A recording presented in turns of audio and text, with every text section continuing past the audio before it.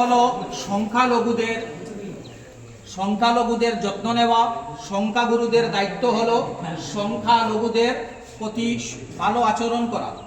বিশেষভাবে আমরা দেখতে পাচ্ছি বাংলাদেশে সংখ্যালঘুদের উপর আক্রমণ হচ্ছে।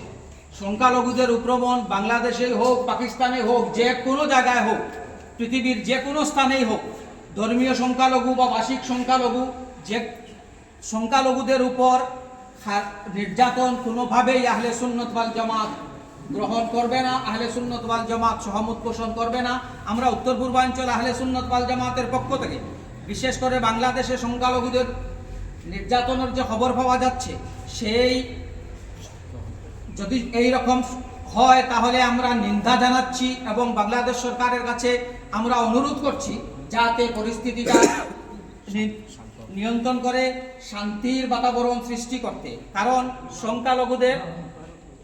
সংখ্যালঘুদের উপর নির্যাতন, সংখ্যালঘুদের সাথে অসভ্য আচরণ কোন সংখ্যাগুরু এটা করতে পারে না। এটা যদি করে তাহলে হলে নিন্দনীয়, সে পৃথিবীর যে কোনো জায়গায় হোক না কেন। উত্তর পূর্বাঞ্চল আহলে সুন্নাত ওয়াল জামাত ভারত সরকার এবং বাংলাদেশ সরকারের কাছে সংখ্যালঘু নিরাপত্তার দেওয়ার জন্য বিশেষ ব্যবস্থা গ্রহণের আর্জি জানাচ্ছে।